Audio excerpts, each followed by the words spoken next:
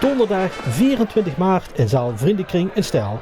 De laatste voorbereidingen voor het ketelgericht 2022. En dat maakt, als je straks hier allemaal naar boete gaat, dat je allemaal zwieplek gaat krijgen. Gaat dat niet lukken, dan wordt er nog tussen nu en zaterdagavond een nummer ingerepeteerd. En dan gaat ze alsnog zelf de ketel in. En die ruimte die is al bijvoorbeeld ingecalculeerd, heb ik begrepen. Ik wil zeggen, een geniet van deze avond. Een generale repetitie, daar moeten we best aan moeten we hier nog een knik in zetten, dat zien de beste. En dan gaan we toewerken tot de zaterdagavond. In welke rol dat je ook hier ziet, want de meeste mensen spelen ook een rol of ondersteunen in het goed verlopen van de avond. Daarvoor, noem al, hartelijk dank namens de vereniging dat je dat voor ons doet. Ik zou zeggen, het is nu aan de regisseur om deze avond in strakke dagen te gaan leiden. Geniet ervan, heel veel plezier allemaal. En op naar zaterdag. Dankjewel. En van de repetitie naar het jaar 1883. Het jaar van het eerste Steiler ketelgericht. Rond die tijd was er een grote werkloosheid in Tegelen en Stijl. Jean en Jacques Wolters van de Woltersbank uit Venlo waren hij schuldig aan. Zij hadden geld verduisterd van het burgerlijk armbestuur. In totaal een bedrag van 46.000 gulden. In de tijd een enorm bedrag. De twee kregen geld- en celstraffen opgelegd. Echter vernietigde de Hoge Raad het vonnis en het gerechtshof van Arnhem ging de zaak opnieuw behandelen. Grote onvrede heet door in de Tegelse en Steilerse bevolking. En de manskerels die duk in het café te vingen waren, zochten een manier om hun onvrede daadwerkelijk te uiten. En voilà, het eerste ketelgericht was een feit. De geschiedenis en het ontstaan van het ketelgericht gaat natuurlijk verder. Dit kent ze allemaal lezen op de site van de Vastelovensvereniging van de Ketelaars. En van de generale repetitie op zondag 24 maart naar het Steiler ketelgericht zaterdag 26 maart 2022. En we doen het nu even in stilte om te oefenen. De jeugdcommissie lukt naar voren toe, lukt naar de Duvelswagen en de Duvelspolitie, geen Rieter.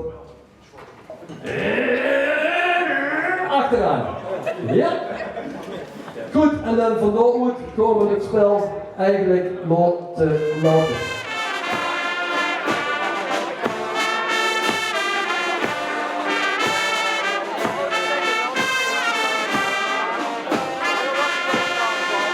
Sjoerd, dat je de weg hebt gevonden. De weg hebt gevonden naar het Steiler ketelgericht. Dat gaat hij zo meteen plaatsvinden. En het belangrijkste is natuurlijk onze Duvelswagen. Kiekhout, doorsteken en juist waar die twee duveltjes in staan, dat is het om te doen. Onze ketel. De ketel is de oorsprong van ons Sjoen Vastelovensvereniging. En ik wil er dan ook kruids op als voorzitter van Vastelovend de Ketel, Vastelovensvereniging de Ketelaars, om hier dadelijk echt te laten zien welke verdachten die straf gaan krijgen. En de ketel in moeten of de boom gaan schreeuwen. En dat gaat natuurlijk gebeuren onder toezicht van onze heerser daarboven. De heer Bram Schouwenberg, Vors Lucifer 2020.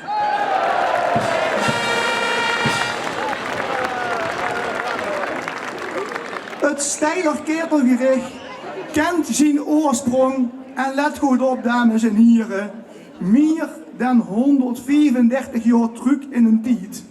Dat is toch wel een stukje cultureel erfgoed wat wij hier op het schoonste plaatsje mogen hebben. En we zien er dan ook maar wat groots op dat dat onderdeel is van ons Vastelovensvereniging. Het gaat zo meteen gebeuren bij de Duvelswagen, maar eerst hier achter mij. Hier achter mij, daar ziet je allemaal het ketelgericht. En zo meteen gaat het hier plaatsvinden. Maar voordat het zoiets is, wil ik u allemaal welkom heten. de papa's, de mama's, de kinderen en schoen dat je met zoveel mensen heen naartoe ziet gekomen.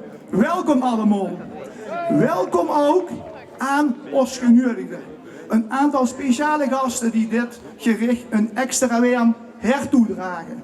En ik begin natuurlijk met onze burgervader, de heer Antoine Scholten. Van harte welkom.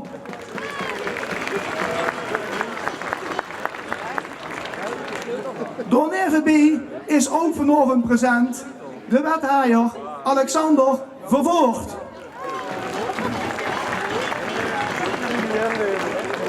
De wethouder Marije Pollux samen met haar mens. Heer Pollux, welkom. Ook in de buurt, maar ik heb hem nog niet mogen treffen, wethouder Schatelier. Wie weet waar hij zich gaat bevinden, geen idee. In ons midden is ook oud-vorst van Jokes Venlo, de heer Twan Hazebos.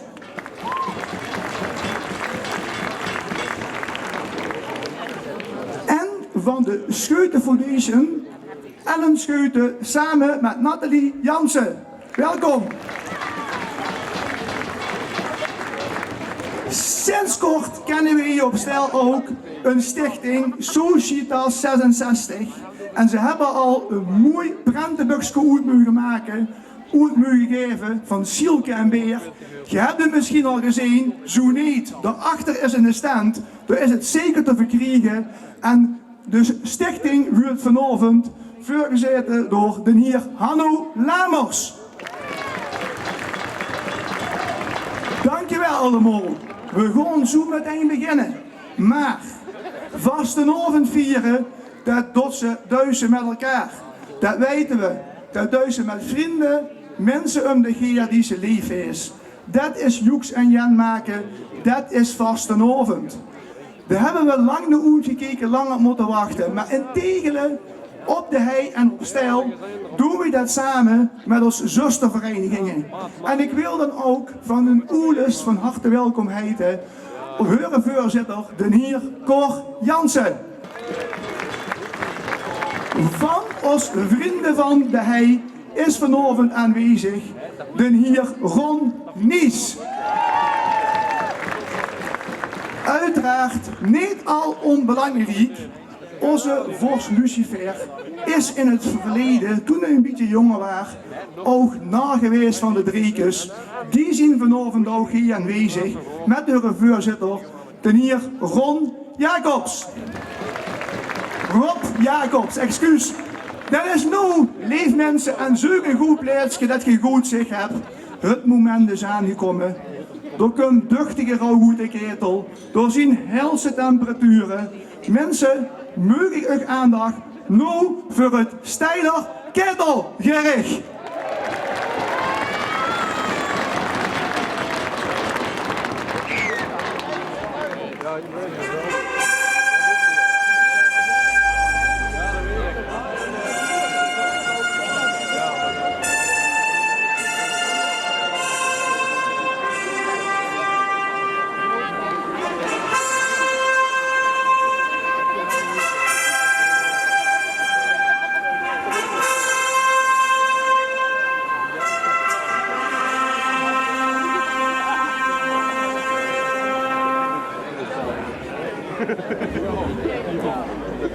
Goedenavond mensen, hier op het plein. Zeugig, een fijn plaatsje, zodat je het allemaal goed kunt zien en huren. Dan gaan we eerst er ook eens goed voor zitten, maar zo'n lange tijd niet recht te kennen hebben gesproken wat krom is. Dames en heren, we gaan zitten.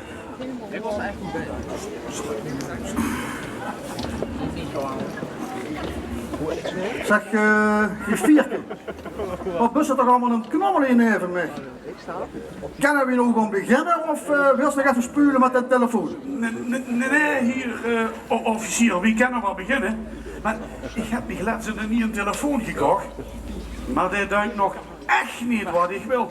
Het lijkt wel alsof er iemand met mij mee aan het kijken is. Gevierke, dat klopt, dit is de heer officier. Deed ik u voor de show wel meekijk. De kiek aardig giftig, volgens mij wilt u beginnen. Leuk maar, hartstikke leuk. Maar, Rivierke, dat kan toch helemaal niet was echt is? Wat is dat voor een telefoon? Dit is een allernietste go-away met een 5G. En met dit ding ben ik connected met de ganse wereld. Oh, wie ziet zo'n ene wil ik ook hier hebben. Rivierke, kijk door maar hoe jong, wat voor dat stoot werd, you go away. Ja, doe ja. Ja, joh, Rivier, want dat stoot hij open en bloed, connected dus, met de ganse wereld. Dat geeft zich dadelijk door de ketelen. Wegens het delen van mega en metadata van dit gericht.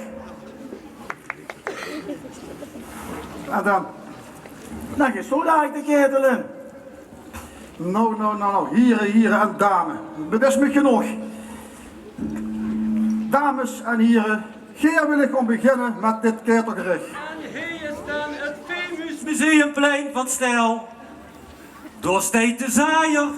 Aan de wand van het plein steekt de frietkron. Ooit gebouwd door meneer met die snor, Miesel van de frietkron. Oh, kunnen we daar even wat te eten bestellen, hè? Nee, gaan het niet. We moeten de komende 2 uur nog gans Limburg door. Door neven de frietkron geestelen de botanische tuin met zeer bijzondere plantjes van Paterjochen. En een bezoek aan het Steiler Museum met de sprekende beer is een must om te zien. Gelukkig kunnen we nog altijd van dit museum genieten. Die zien we nog altijd. Ja, de gemeente heeft een tijd lang geen geld meer gehad om subsidie te geven aan dit unieke museum. Het geld was al opgegaan aan een of ander bezielke van het Limburgs Museum in de gemeente Venlo. Gelukkig had de gemeente opeens, doordat er bericht in de krant verschenen, toch nog eens een puntje met geld gevonden. Hier, hallo.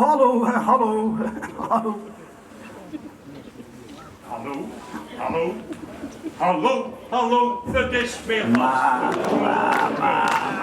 We kriegen alweer fijne dier. Zet al een zeug maar netjes op. Wat is dat even een kwant gezelschap? Dat zou ik eens even gauw te leuk doen, vriend. Is dat jokers? Oh nee, dat kan niet. Ze hebben er een dame bij. Zoiets zien ze in het stadje nog niet. Dat zal ik wel eens even goed vertellen, wat dit hier is. Dit is het wereldberoemde Steiler keertengericht. Die spreken alles recht met klompen. Ik zal je eens even voorstellen wie is. Hier links, hier ziet je de maag. Oftewel, vrouw Justitia. Ze is ziende blink en hurende doof. En hier aan de rand, aan de rechterkant, hier ziet je de advocaat. En de link niet grijs glas, maar hij heeft nog nooit in spreken gesproken. Is het een Miesel van de frietkroon? Dan kunnen we dat direct te eten bestellen. Oh, mag ik dan ook wat mee bestellen? Ik heb wel zin in wat hertenlijks. Zal ik even verder mugen? Nee? Hier aan de rechterkant, hier ziet je de griffier. En zo te zien, heeft hij net niet een telefoon. Bestel Want voor online. een ander zit hij op dit moment geen aandacht. Hij is nu ook eindelijk modern geworden en connected met de ganse wereld. En dus ook met mij. En dat via het prachtige 5G-netwerk. Hier aan de linkerkant, hier ziet je de openbare aanklager. En een man die altijd gaat te klagen en altijd gaat te neuden om een zaak van te maken. En tenslotte ziet je hier in het midden de belangrijkste persoon van dit stel. De heer-officier. De heer-officier. Ja, ziek dat wij vandaag hier zien, want juist vandaag kon zich het onverloten een keer erin doen smieten, zodat Vos Lucifer tevreden kan weer gesteld. En nou is het me wel genoeg. Waar ziet gij? Wat kom je hier doen? En waar wijk je allemaal van? Dat zien we aan een huren ook vragen in één keer, de officier. Je liegt door de maagwal. Nou. Die vraagt ook altijd nog alles en heren, die vroegen ook altijd van alles. Nou, bedankt. Ja, Advocaat, ben stil. Wij zien hier met een serieuze zaak bezig op dit plein. En die verstuurt je me wel behuurlijk, kan ik ook zeggen. Dadelijk kan je me nog zeggen, we hebben hier de ketel in moeten kwakken. Waar is hier de baas? Geen of echt? Ja, ik denk geen. Maar weet je, ik ben via het supersnelle 5G-netwerk van GoAway en die zogenaamde goed beveiligde social media wel van alles in de wereld op de hoogte. En als ik me niet vergeet, dan gaat er hier dadelijk een of andere rare de ketel in. Stop toe, dan maak ook door raar Chinees. Maar als je stoel zonder pardon en zonder weerwoord de ketel in. Juist maar, wie zomaar een weerwoord? Dat kan toch niet zomaar? Juist maar, zonder weerwoord en zonder pardon. En daarom wil ik geen maar gelijk een zaak van maken.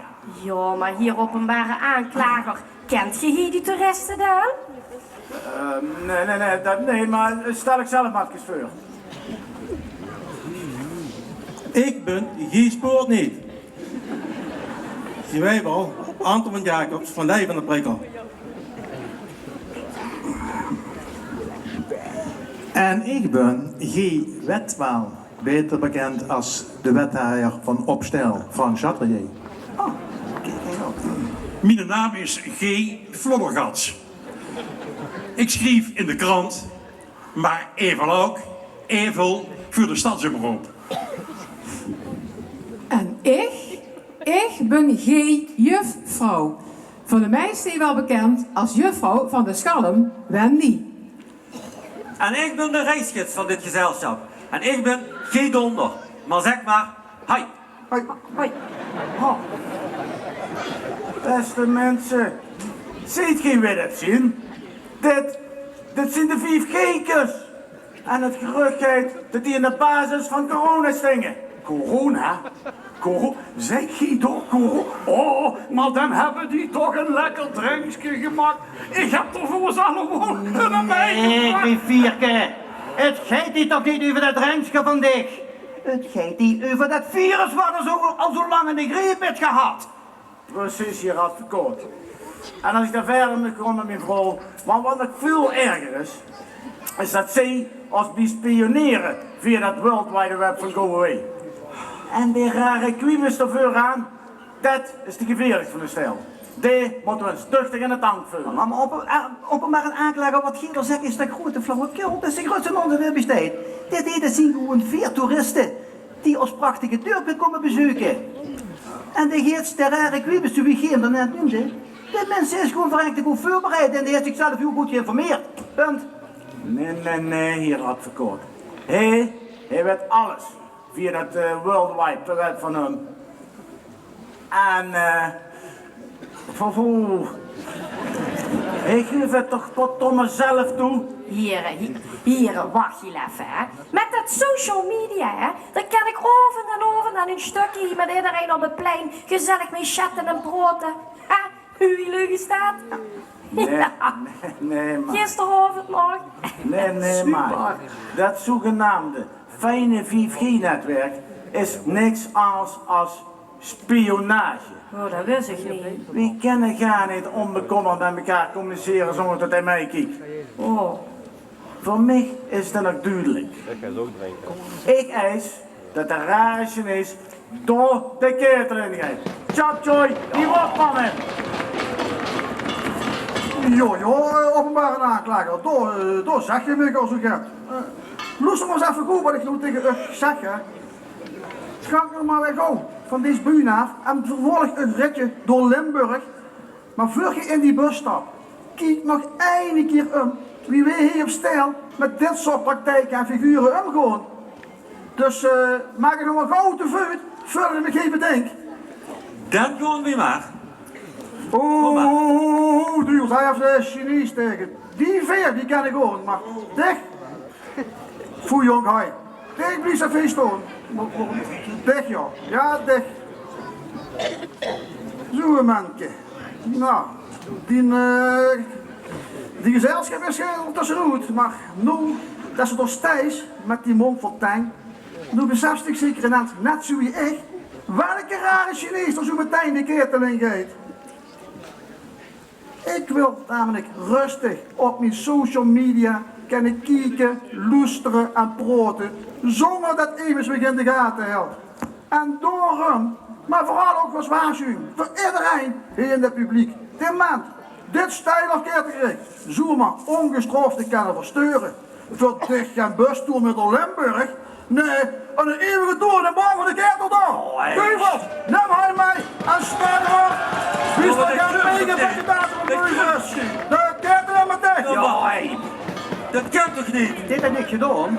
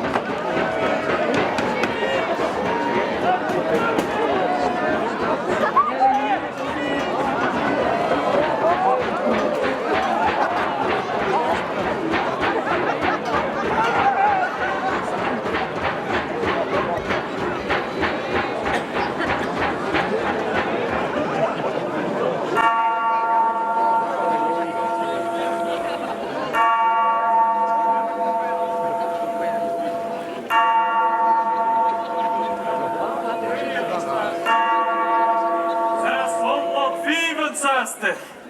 666 treden ben ik opgeschreven vanuit de hel.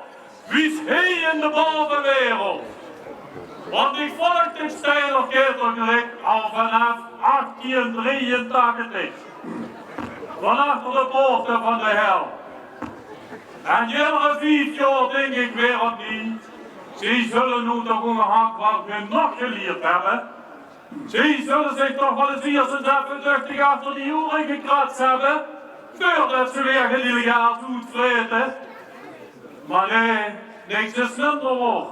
Integendeel, ze leren het nog niet. En het wil alsmaar internationaler. Dat ga je wat toch den hete keteligheid. En met de rare Chinees, door is de trend duidelijk mee doorgezet. En de gaan er gegarandeerd nog veel meer volgen. Let op mijn woord. Zo, er zit er wel goed in, hè? De ketel die rookt er weer wie van ouds. De duvels die hebben er zichtbaar zin in. Voor Susie weer ook tevreden? Nee. Goed zo. Dan kunnen we verder met de volgende zaak. Openbare aanklager. Wat is de volgende op de rol van vandaag? Ja, heer officier. Dat zal ik ook zeggen. Dat weet ik zelf niet. Die zit toch nog niet klaar? Ik zal het dat uitleggen. Wie een paar jaar geleden dat ketelgericht voor de eerste keer wordt afgelast door corona, hebben zich een aantal kinderen van stijl bijeengegooid. En die zijn een aantal mensen gaan interviewen. Ze vonden het de ketel een mis. En ze hebben niet de minste mensen geïnterviewd. Denk onder andere aan de burger. Of dat Marion Koopmans, je weet wel, die virologe wat tegenwoordig dat op televisie is. Maar ook gewoon minder bekende mensen. Jeugd, wie dat van Teunissen, ik weet even... Mila van Teunissen. Mila van Teunissen. Maar goed, daarom wil ik vragen aan Wessel en Isa of die mij vanavond willen laten zien wie er in dat beklagend bankje plaats zal nemen. Wessel en Isa, een applaus.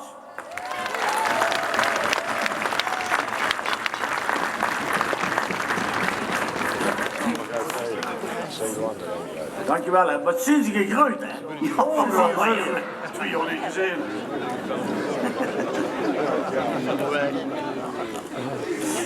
Nou, openbare aanklager, hij is niet langer in spanning, hè? Oh. De volgende persoon die hier in het beklaagde bankje zal plaatsnemen, is niet ten eerste de beste. Integendeel, wie januari van het vorig jaar buurde het tot een van de belangrijkste mensen hier op deze eerd. Maar het was niet de meest bescheiden mens. Integendeel, een vreglap eerste klas. En als ze zijn gezicht ziet, denkt ze, ha, die heeft te veel appelsine gegeten. Ja, oké, dat zal allemaal wel, maar wat is de naam van de verdachte met zijn appelsine gezicht? En waarvan wordt de mens eigenlijk verdacht of aangeklaagd? Dat zal ik zeggen. Zijn naam is Trump. Trump? Donald Trump. Oh, die ken ik. En de kinderen klagen hem aan omdat hij zijn verlezen dat herkent en door mij de democratie te grabbelen. Nou, jong. Die had zich veel beter met kwartetten of zo de boelefketje bezig kunnen haaien. Even niet met regeren vanuit de Oval Office.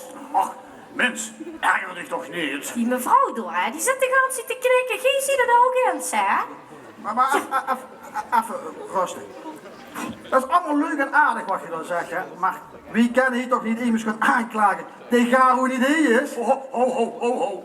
Volgens mine spiksplinternier Go Away met 5G is die wel degelijk ergens in de buurt. Ja, die kan zich natuurlijk in Amerika nimmer laten zien door die blamage van het vorig jaar.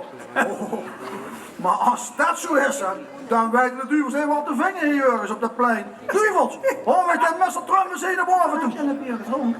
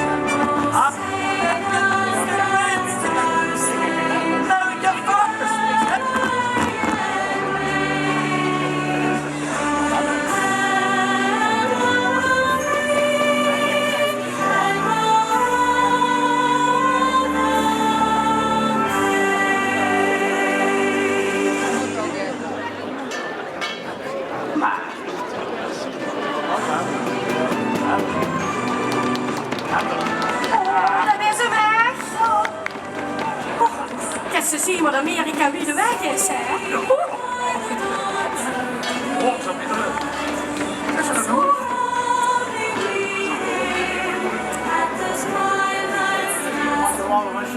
Hij maakt nog een show van. Dat is gewoon hoor. Dat is het.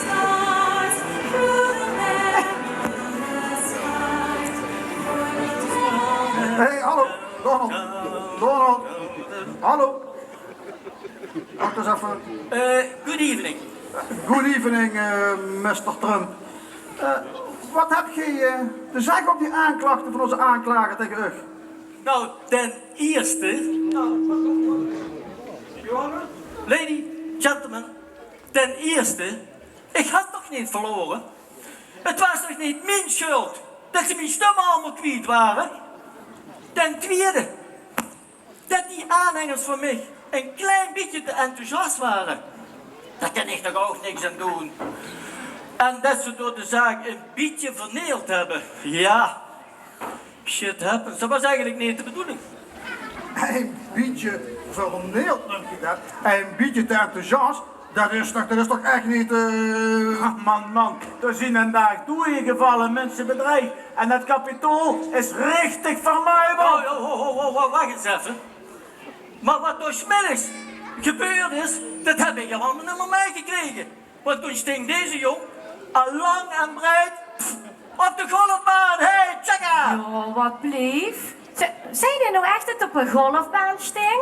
Eerst zit je te beuken en te neulen met het verleren van die stemmen. En vervolgens tot je doodleuk te golven. Beetje tegen zo'n belletje aan te houden op de golfbaan. Toen was. Nou, zo. Nou, dat kwam zo. Ik had een week van tevoren had ik tegen een kameraad van mij gespeeld. Misschien kent je hem wel. Tiger Woods. Ja. En het ging tegen hij op. Wie is de laatste bal? Toen ging het er echt om. Ja, en dan weer ik scherp. Oh. En ik leg dat beltje er neer op de die.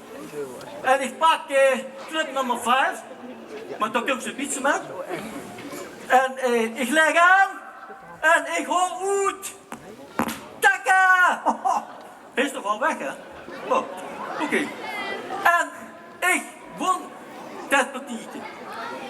Daar had het dus niet van terug.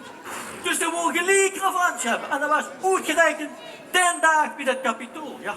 Ja, dat is toch niet te geloven wat je hier vertelt, meneer Mr. Trump. Wat vond een vrouwtje Melania er eigenlijk van? Ach, Melania, dan moet je de boete laten. Melania, dat is al jarenlang alleen geïnteresseerd in de kleuren van het behang, van de gardinen, van de tapijten en van het meubilair van het Witte Huis. Wie? Wat? Witte Hoes? Het is toch niet van dat Witte Hoes wat al die jaren met de vaste loven en tegel op de markt gestaan heeft. Dan zoekt graag een tapijt, meubels en meubilair, maar... Oh, grifierke. Bist u een beetje blond over dat trucje of wie? De mensen bedoelen natuurlijk de White House in Washington D.C. Nou, inderdaad maar. Maar luister eens even mensen. De heer Trump, ja, die wilde zich eigenlijk nog 4 jaar heel werken. Die wilde zich gewoon bestolen. En hij was eigenlijk maar zoek op nog een heel klein beetje rust. Maar, als hij nou met de nodige pieken over de brug komt, wil ik dit best verdedigen. Dan kan hij de rest van zijn ganse leven gaan golven. Dat zou ik dan nou rotzurk zien. Ik denk dat hij niks te verdedigen valt. Die man die zoet en die zit behuurlijk in de shit. Met het niet in zijn henk en haaien van zijn zogenaamde aanhang. Wat met het verlies. Sunk wanneer geviertje? Sunk? Sunk? Wat is dat? Sunk? Sunk, nou, dat is een ander woord voor sens. Een tegelswoord. Nou, daar heb ik nooit van gehoord. Echt niet? Nee, sunk. Dan heb ze het nog geleerd. Steeds genoteerd. Maar, de vierke. Sinds wanneer zet jij op de stoel van een openbare aanklager? Ho, mensen. Ik heb bij die laatste verkiezingen wel 75 miljoen votes, hè. Don't forget that. Dat is no kat en trek, hè. Dat was inderdaad not to believe. Maar wat ik me ga vragen, hè. Wie veel van die 75 miljoen Amerikanen hebben daadwerkelijk op dit gestemd? Of waren dat soms ook die Russen? Och. En dan durft gij durft die democraten van fraude te beschuldigen. Nee man, dat sluit echt nergens op. Mr. Trump, mag ik u eens wat vragen? Why not, hè? Mag dat? Mag dat? Voor deze hier. Let op. Wat vind je eigenlijk zelf dat u dat Trumpiaans coronabeleid heeft opgeleverd? Nou, dat coronabeleid van mij, dat stinkt wie het Mexicaanse moer. Sterker nog, ze hadden dat vaccin eigenlijk gewoon naar mij moeten nemen. Trumpicide. Op het t-shirt. Mr. Trump, een bietje. Maar dan ook een bietje bescheidenheid zou ik sieren. Inderdaad. Je hebt minder boebele boepjes. Boebele boepjes? Sorry maar, smoesjes. Is dat die niet? zouden u niet meer staan. Ah, come on guys. Bescheidenheid, dat komt toch in mijn woordenboek niet vuur. I was the president of the USA. Hey, I am simply the best. Nee, bescheidenheid is er nog inderdaad niet besteed. Dat hebben zelfs die kinderen in de gaten. Maar was er namelijk wel het geval geweest, dan had je die mensen niet zo opgehuurd. Eerder de weldenkende mensen zou zich ervoor geschaamd hebben. En al helemaal wie je niks, maar dan ook niks deed, wie corona in Amerika om zich heen greep. Nee. No, dat is fake news, hè. Kijk, die mensen die nu het coronavirus overleden zien, die waren hoogstwaarschijnlijk ook aan het griepvirus overleden. Dus er is niks nieuws onder de zon. Ik heb het zelf ook gehad. En here I am. Dat heb ik gelezen, joh, dat je dat toen ook hebt gehad. Maar wieso, hè? Hebben ze u toen eigenlijk met zo'n helikopter naar het militaire hospitaal gebracht? Ja, maar wie hadden ze mij dan daar neer moeten brengen? Met het veer? Dat loog er toen ook al uit. Ja, maar dat...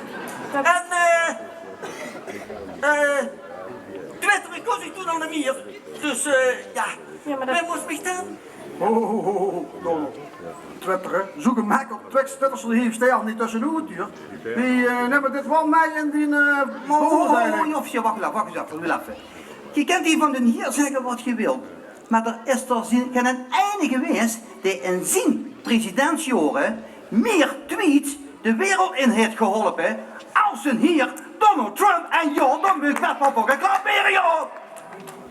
Nou ja, dat hebben ze hem al gewoon afgenomen. En zijn hier nog gestraft geworden dan? Dat van die tweets, dat klopt.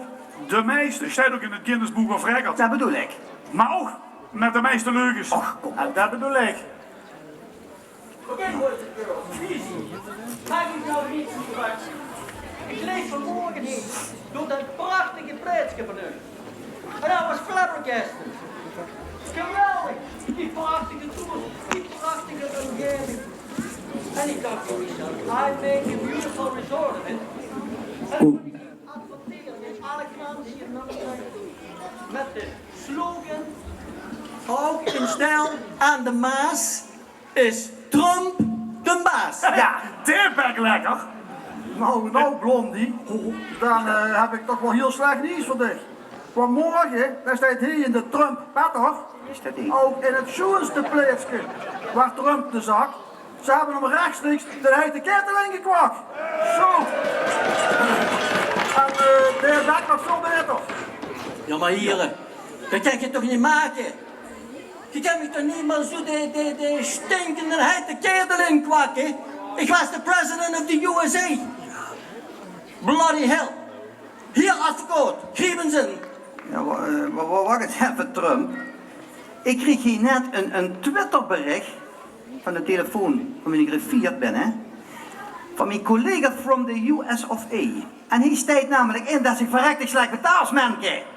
En dat er nog aardige rekeningen van ik openstaan. Wat is? Hier brand ik me de handjes of de vingertjes niet aan. En ik zal zeggen, bye bye, Mr. Trump, en dan maakten ze wekkend. Zo, Donald.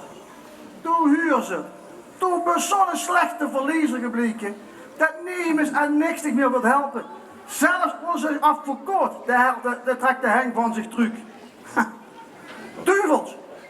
Pak de arrogante kwal bij zijn golfbelkjes. En pak hem hoog en wandelheid de kertel erin. Dan is het met de Trump bij die Mexicaanse muur ook afgelopen. De kertel in met dich.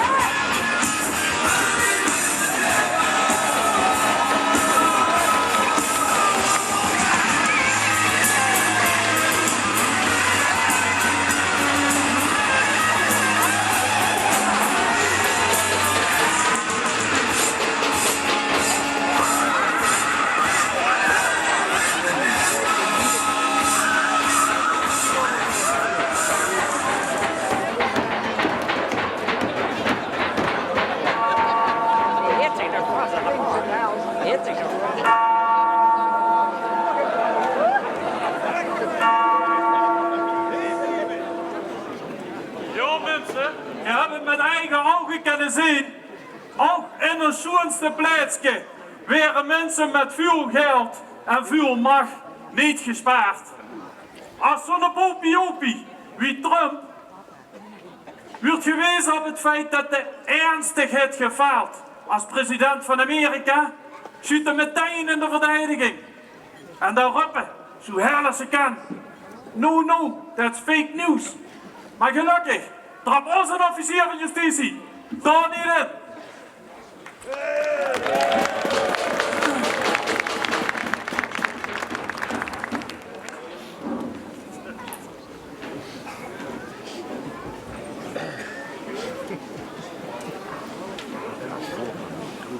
Vanmorgen zal ik heerlijk dat bankje van het museum, op dat bankje voor het museum te genieten van dat warme lentezonnetje. Wie dan een duivel naar me toe kwam, met een verschrikkelijk en angstaanjagend verhaal. Een verhaal waar me te hoor in mijn nek, op mijn rug, ja zelfs op mijn voet van rechtop gingen staan. Godverdomme. Dan moeten we dicht de boom schroeien. Bussen nog een eindelijk jongen af. Jong, kom nog eens even serieus. En laat de mensen verhaal afmaken. Wie ik al zei, een verschrikkelijk verhaal. Hij vertelde me dat de politie laatst een man had opgepakt die het verschrikkelijks had gedaan. Die man, die vond het nodig om hulpverleners lastig te vallen. Ja mensen, je huurt het goed. Die onverloot valt als hulpverleners lastig. En daarom wil ik de voor het gerecht hebben. Duivels. Ben ik het helemaal mee eens. Duivels. Hoor me de persoon of de onverloren zijn naar boven toe.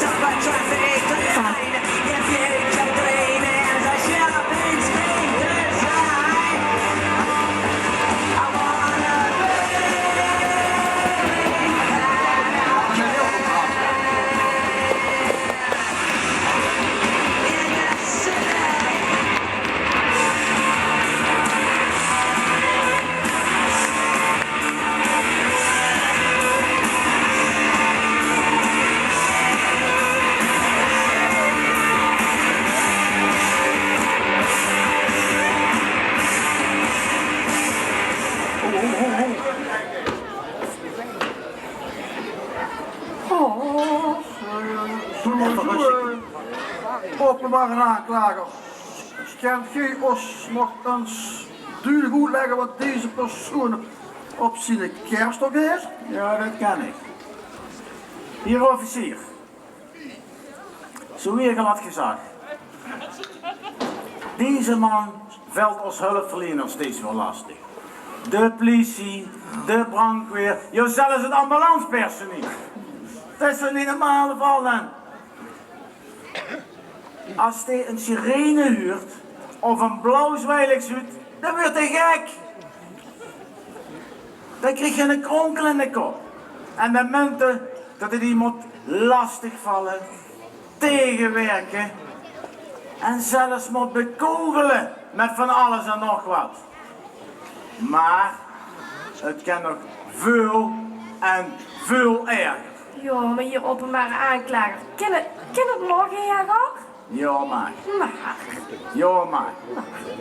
De onverloot, die vond het nodig om wie die mensen van de ambulance bezig waren iemand te helpen die in nood was en levensgevaar was, vond hij het nodig om de ambulancewagen weg te zetten.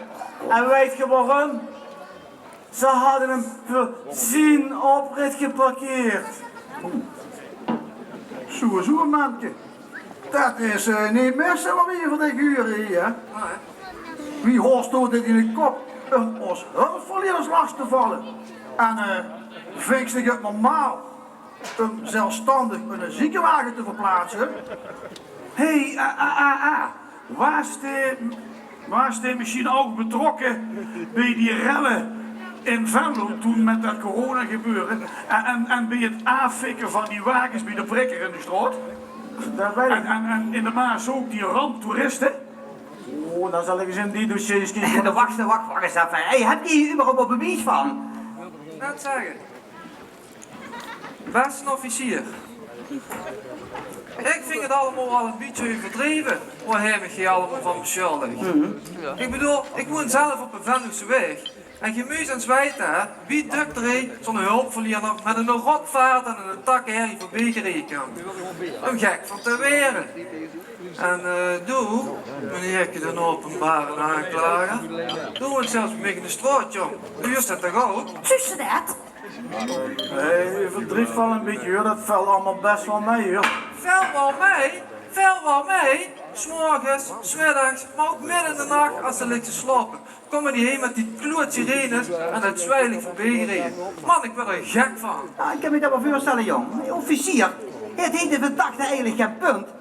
Wie verschrikkelijk is het niet om iedere nacht wakker te moeten liggen van die herrie. Hij staat immers ook voor dagen daarop. Hij moet een dag erop toch ook werken. Zeg, en door die hulpverleners, die kennen toch ook wel een beetje beter nadenken, of niet? Nadenken? Hier, advocaat, waar moeten die hulpverleners over nadenken? Nou, maar dat zal ik tegen dat zeggen. Nou. Op zo'n auto van pakweg een 200.000 euro. Dan zou ik gewoon iets van een volumeknop opzetten, of niet? Oh, ja. Die heeft s'nachts toch niet altijd op 10 te staan? Ja, als het zo is. En daarbij, dit mannetje hier, die wordt hier wel. Of nou er nog wat beschuldigd. Maar wat voor bewijs heb je eigenlijk? Je hebt helemaal niks, noppes, nada. Ja, advocaat. Daar heb je wel liegen, daar heb je wel een punt. De bewijzen die zijn inderdaad niet echt overtuigend. En ik heb helemaal geen bewijs gezien. Dat bedoel ik. Liegen in dit geval ervoor dat ik de verdachte misschien wel nog kon laten lopen. Wat? Dat zeg je me nou? Laten lopen, nou alles het de man in mijn ogen geflikkerd. Ja, openbare aanklager. Maar dat hebben we alleen van huren zeggen van u, maar daar heb je ons geen bewijs van aangeleverd. Dat heb ik nog nooit, maar daar stond hij op het ketelgericht. Dit is vreekjes. Dat is heel... Griffierke, ik doe de Moscovies toch het vuurje. Beste verdachte. Ja. Wat ik nu zo aanstonds kon zeggen, dat heeft volgens mij nog nooit een officier van justitie op een ketelgericht gezegd. Ik ben dan ook bang dat ik toch waarschijnlijk bij dit aanbod aan bewijzen... Wat krijgen we dan nou? Wat best nou een aanklager? Hier officier, we hebben een vaarmomentje. Een vaarmomentje? Ik kreeg serieus van de laaie duivel onweerlegbaar bewijs dat deze onverlaat zich wel degelijk schuldig heeft gemaakt aan de zaken waar ik een man beschuldig. En ik wil u vragen om hier te kijken aan de mensen op het plein, op dat mooie scherm als Stevie mij te kijken. Wat dit bewijs is. Wat is dat voor bewijs staan? Ik zie nog een ziekenwagen staan, ik zie nog een uitdekking, dat ik iemand op een brancard. Nou, ik vind dat totaal geen bewijs. Dat is een bewijs van 0,0. Inderdaad, is dat het uitdekkenwerk, en wat hebben we er ook? Nee, wat is dat? Hij staat met zijn muren voor een beeld. Hij steekt die potdikke lopen vullen met knok, gloed toen ze er steeds. Ik had die potdikke vriend, had ze de hut kunnen gaan. Toen was klok, hoor je. Maar nee, hij duurt ik even vullen met. Jongen, op de eerste keer dat ik hier mijn vriend zie. Gloed toe, bedankt. En die man, die lijkt toch maar gewoon, hè? Ja. Dit is... Maar is dat die wel? Ja, dat is het. Kijk door met die muren op een beeld. Ja, maar... Ja, maar dat... Ja, maar dat... Dat best nou. Rustig. Oké, nou, kijk me aan als ik tegen dich praat. Al ben ik hurend doof, hè. En zien blinken. Ik vind ik zo'n misselijk goor, manneke. Ik kan niet wachten wie staat die duivels komen dicht en hij te ketelen mieteren. Inderdaad, kom hier met dat stuk hout. Hé, met dat stuk hout, dat ik er van dit moment in de nek houden. Stuk, kom hier man. De mensen in de loeg, dat had je mijn vader kunnen zien, hè? Ja. Normaal? Of zijn vader, of zijn... Maar goed, dat oude stijler ketting was een team meegeeft. Ik had ook al zo'n onderboek gevuld. Ik kost me niet voorstellen dat ze niks had misdaan, joh. Echt niet. Dat kost ik ook niet. En Moskovitske, is dat genoeg bewijs voor dich? En door onverlaat, ik eis de ketel! Hoi. Nou, onze openbare aanklager. Dan toch voor het onweerlegbare bewijs gezorgd heeft dat stichting schuldig is gemaakt aan alles wat hij tegen de Giffer gezag. Kan ik niet anders dan meegaan met de winst van de maag en de eis van de openbare aanklager. Duvels, pak de onverlaat hier eens even vast en kwak hem door alsjeblieft de kettelen. Ik kreeg zo niet meer. Man. En dan kan er een loes van zijn eigen dan.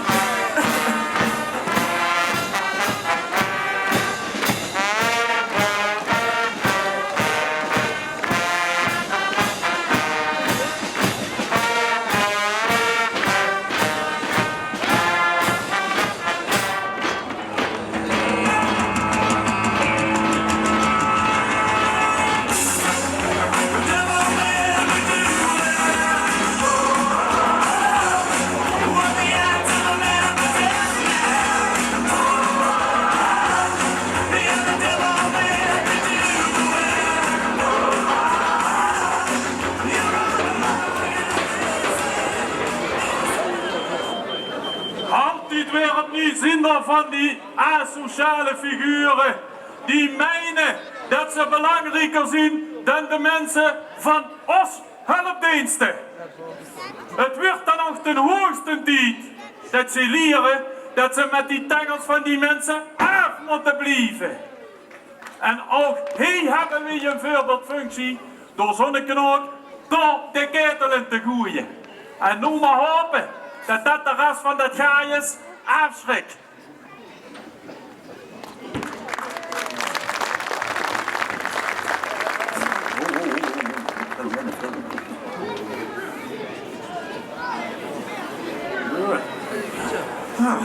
Dat gaat lekker hier, officier.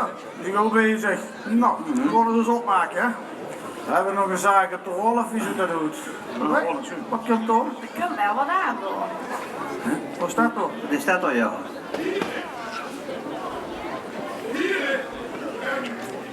Wie is hij dan? Wie staat? Zo. Maar joh. Tuurlijk wil ik u dat vragen. Als je even de microfoon pakt, dan kunnen we je misschien verstaan. Ja, zou ik misschien even wat mogen vragen? Natuurlijk, jong. Stel die vraag. Waar in hemelsnaam zit je hier eigenlijk mee bezig? Weet je dat het hier een ontzettende milieuvervuiling is? Mijn meterke hier kan het nog niet meer registreren. Oh nee, alweer zo'n wereld verbeteren dat ik het leven zoeken maken. Hier legt zich er een bouw stil. En hoe mensen me geen keertje kunnen afbreken. Oh nee. Wat zullen we maken? Ik stel je een gewone vraag. En als inwoner van dit land heb ik recht op een fatsoenlijk antwoord. Een fatsoenlijk antwoord? Ja, een fatsoenlijk antwoord. Een fatsoenlijk antwoord? Hij mag tegen voor de geel. Het zit dich wel enorm hoog nog steeds, hè, dat ze dich 3 jaar terug in een bouw hebben stilgelaten. Vanwege het stikstof, hè. Stikstof? Ja, stikstof? Daar heb ik toen een wat meters van liggen voor een fijn kletje mee te nemen. Ja, ik ben inmiddels begonnen een zomerkletje. Dat duurde zo lang allemaal. Maar dan lijkt ze toch geen boven stil. Nee, maar waar is hij nou blonk? Stikstof in de lucht vanwege het milieu. Dat wist ik niet. Maar even alles terug wel. Door jij het hier nou niet om. Het gaat hier om onze cultuur en onze traditie. Maar laat vooral niet de stof van openbare aanklager zitten. Wat vind je hiervan? Wacht eens even. Proef ik hier geen klassenjustitie? Wie zit het eigenlijk met dat stilleggen van den bouw? Zit je als officier niet een beetje te nauw betrokken? Want als dat zo is, dan ga ik vragen en ik stuur het naar huis. Ik stuur ze helemaal niks afgekort, als alleen de rechtsgang. En dat van de bouw, dat leg ik nog wel een keer goed. Daar kan ik nog wel een goeie afgekort beetje broeken, denk ik. Heer officier, in dat geval trek ik uiteraard met liefde mijn bezworen. Link niet van. Openbare aanklager. Jij had het woord. Ja, dankjewel heer officier. Ik moet nog wel zeggen dat ik zo me ad hoc op deze zaak natuurlijk niet heb kunnen voorbereiden. Maar ik vind hier wel wat van, maar van dat stilleggen van de bouw ook. Maar dan moeten we misschien straks in het achterkamertje even... Wat zei je dan? Nee, ik was een beetje helemaal denken. Geacht gericht. Ik heb enorm veel begrip voor het milieu en ook voor die mensen die zich ervoor inzetten. Zeg, vuurt dat weer net zo lang voor hol als een gasjordruk? Want dan zet ik me een telefoon op opname en dan maak ik morgen dat verslag. Griffier, let toe maar op met de telefoon. De is toch altijd connected met het 5G, hè? Maar wat hebben we openbaar een aanklager? God, geen nou mijn werk doen? Want ik proefde namelijk aan het begin van het betoog sympathie heen voor de verdachte. Dat heb ik werkelijk nog nooit meegemaakt. Zit je nou eens eindelijk stil? Openbare aanklager. Jij had het woord. En niet jij. Ga dat ik verder moet. Begrip heb ik ook. Maar ik weer stilletjes aan wel een beetje misselijk van de mensen die het weliswaar goed vuur hebben met het milieu, maar dan alleen naar de kleintjes kijken. Op die kleintjes letten, dat doen ze bij de appie heen ook. Ja, gisteren nog. De gewone mens, die draait op voor het wanbeleid van ons bestuurders. Zo dat het ook niet. Alle producten zijn tegenwoordig gesealed in plastic. Hé, dat was bij de appie... De groente wordt gesealed. Dat was... Zelfs mijn broodwurstje zit af en toe in de plastic. Nou, dat was gisteren ook met het...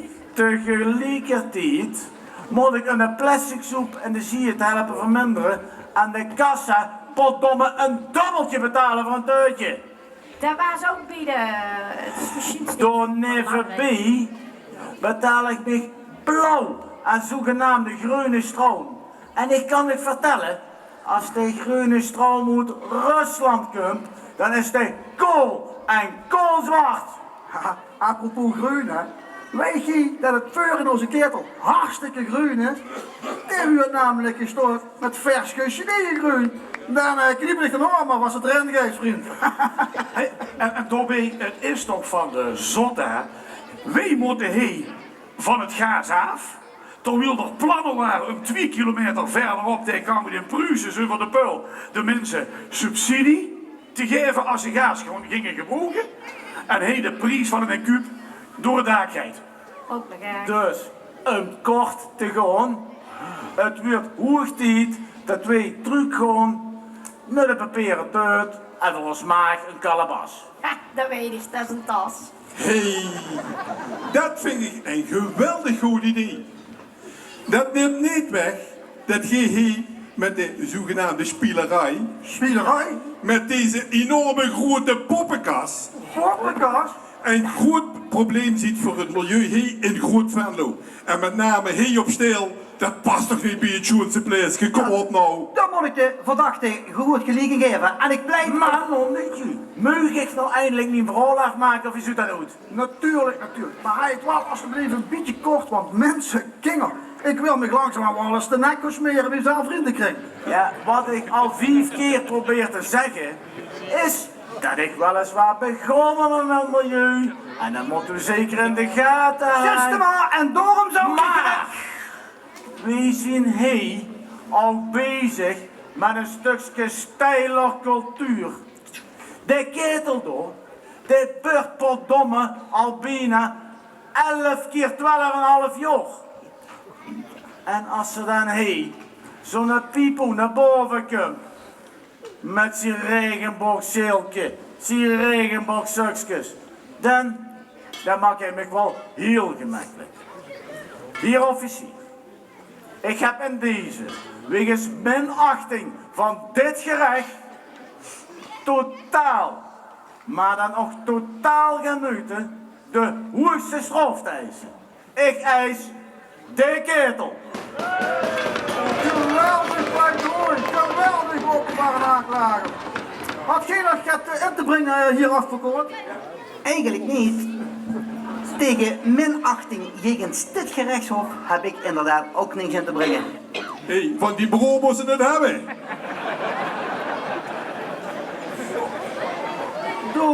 Hier zit Menke. We zien niet tegen die milieuacties van Dick allemaal. Nee, helemaal niet. Maar die minachtende houding ten opzichte van dit stijlig kerkgericht, die houding, die stuurt ons tegen de borst. Zo is het toen zo ook. Echt hoor? Ja. Duivels, pak hem vast en gooi hem erachter de ketel in. Maar Pak hem! stok wel een beetje zaag, want anders ligt hem gewoon nog langer stil. En vergeet niet die metertje aan te zetten als je onder op de boom van de ketel kunt.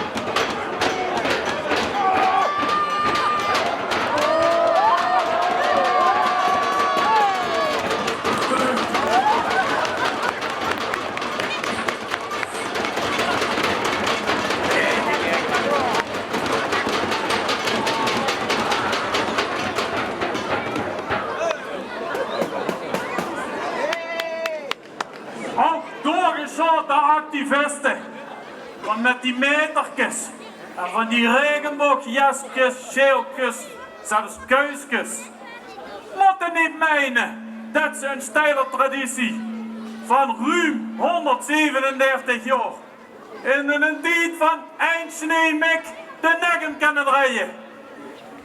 Dat gaat er niet gebeuren. Daar staat bij ons maar één straf op. De ketelen zonder pardon.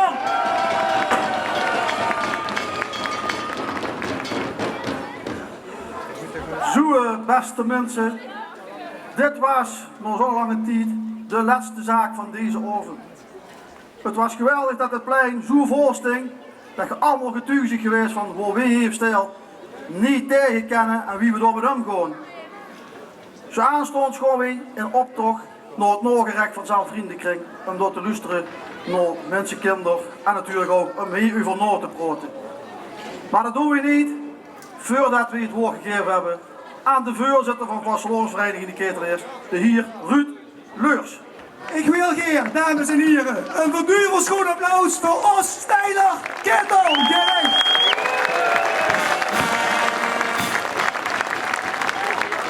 Jazeker, zonder pardon zien zij allemaal beland waar zij thuis hier. Die verdachten die onverlaten, allemaal maar één straf en die straf is toch de ketelen bij mij. Ons duivels hebben dat ontzettend goed gedaan. En we kijken even naar onze vorst Lucifer, de heer Bram Schouwenberg. Hij staat door vol tevredenheid, vol in de rook. De ketelbeurt nog na. Voor vanavond zit het erop. Er zullen geen andere verdachten meer komen. Maar weet wel, als je straks heel het museumplein gaat verlaten, gedragig. Want wij zien alles. Ook de komende 5 jaar. Dus als je gaat doen wat niet kan, wie weet, stond je dan wel hierboven bij ons steiler ketelgericht. Jazeker. En ik wil dan ook vragen om alle spelers hier boven op de bühne een plaatsje te geven, om ze te laten zien, nog een keer allemaal nog, wat ze even vanavond ten toneel hebben gebracht. Ik wil vragen aan alle verdachten, kijken of ze nog een leven zien, om hier naar boven te komen. Hier komen ze aan.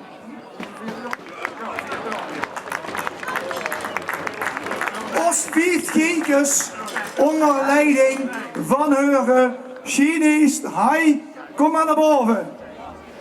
Hier komt meneer onze Sven Helmes samen met zijn 4 gekers. Te weten, 1 G. G spoort niet, meneer Anton Jacobs. 2 G, gewet wel, de heer Frans Chatelier. 3 G, G Vlotkats, Sef Dirks. En natuurlijk 4 G, G juffrouw, de dame Wendy Gieraerts. Onder begeleiding van het 5G-netwerk, onze gids, de heer Sven Helmes. In levende leven gelukkig, heel schoon gedaan. De volgende verdachte.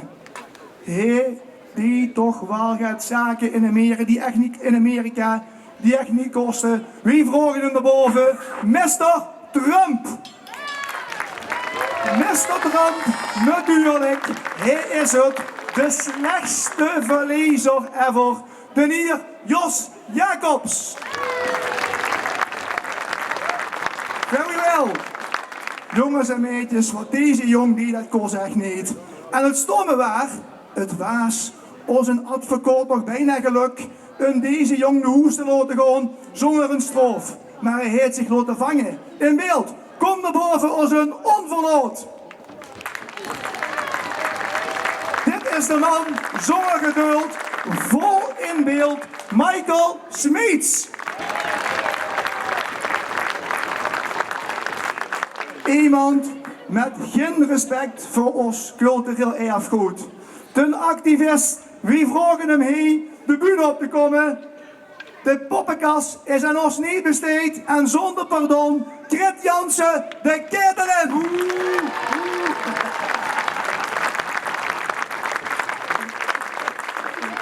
Wie gaat komen bij ons gerecht? En dat is natuurlijk, dat zijn de mensen die geen pardon hebben, die alle verdachten de weg gewezen hebben. We gaan weer onze openbare aanklager. Het is de Meuler eerste klas, de heer Jacques Bessems.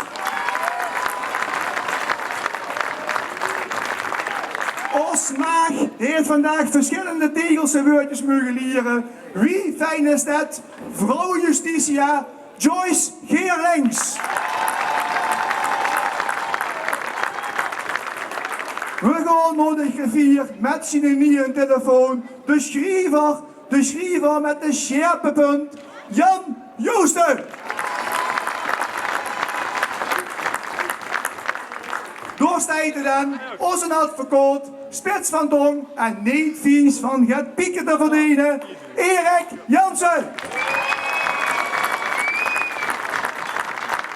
Natuurlijk de chef, de baas, met verven, de baas van dit stijler ketelgericht, de hierofficier, Erik Arts.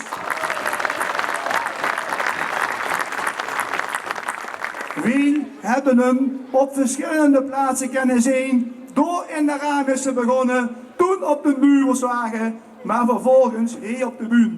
Hij heeft duidelijk verteld wat we verstaan, de aaien, de wieze, duivel, doorstijden, Joost Kwaring. Weet wel, lief mensen hier op het Museumplein, ons ketelgericht is een tijdje geleden begonnen. En het heeft een tijdje geduurd. Maar ze hebben zich iedere keer weer opgepakt, onder de regie, onder de leiding. Deze man wil ik naar boven halen. De voorzitter van het stijler ketelgericht. Hier komt meneer en kom maar naar boven. Niet te zeer aan de achterkant willen staan, de muziek laten zien. Zeker weten, hier staat de regisseur van het ketelgericht, Marcel van Heel.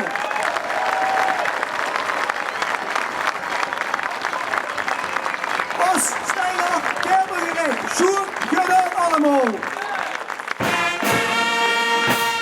Weet wel, dit zijn onze spelers die vanavond hebben laten zien wie het spel gespeeld wordt. Maar dat is niet zomaar mogelijk zonder de hulp van een heleboel andere Steilerse mensen, wel of niet verbonden aan onze vereniging. En ik begin natuurlijk eerst bij de duivelswagen.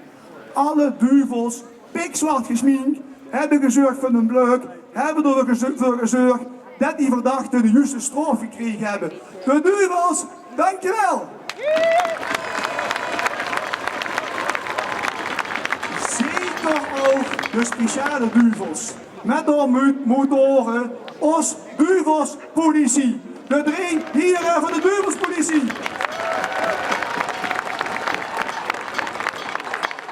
Niet onbelangrijk, de kinger die de dikke dossiermappen hebben aangeleverd.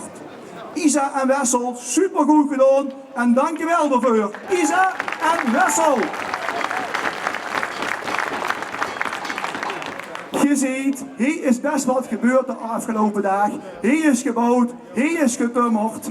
Hier is van alles klaargezatten om deze avond goed te laten verlopen. En dat is gedaan door de heren van de technische commissie van onze vereniging. Technische commissie, dankjewel!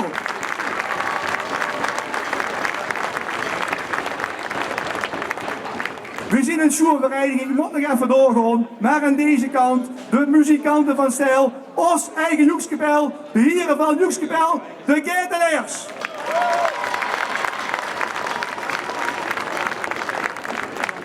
Ook de pers- en promotieafdeling commissie van onze vereniging heeft ervoor gezorgd dat dit plein vanavond goed gevuld is. Je hebt het kunnen zien in flyers, op televisie, waar dan ook. Pers en promotie, dankjewel. Niet onbelangrijk, de jongste mensen van onze vereniging, ons eigen jeugdcommissie. Laat ik huren. We zien, dames en heren, aan het einde gekomen. Maar ik heb nog een liedje voor te lezen van mensen die niet direct bij de ketel verbonden zijn, maar die wel van alles voor ons betekend hebben. En dan wil ik even bedanken, Cas Exhibition Partners, Ton Paulus van het veerbedrijf, want hij heeft het veer voor ons stroet moeten holen. En we hebben ook dank aan Fanfare Eendracht van Boulder, want die hebben dit mooie kiosk voor ons beschikbaar gesteld. Behoud Monumenten Stijl voor het gebruik van het Ketelhuis, het Messi-museum voor de schminklocatie, de Zaalvriendenkring voor de mede-organisatie van het Noorgericht en als schminklocatie, de Baters voor de stroom en voor die schoene plaats, Twan Martens verhuur, Kokadvocaten. En het liedje is nog niet afgelopen. Even kijken, maar we zien maar aan het einde de grimeurgroep van Chopa, Danny Biemans voor de Jrin, Rob Schouwenberg fotografie, Fred Simons voor de videoproductions, Stichting Societal 66, Stevie Hazen licht en geluid, Firma Eeuwalds transport en containers en ons eigen gemeente Venlo voor het meewerken en het mogelijk maken. Namens ons, namens de vereniging, dank aan iedereen. Lief mensen hier op het Museumplein, een goed applaus voor deze bedrijven die ons ondersteund hebben.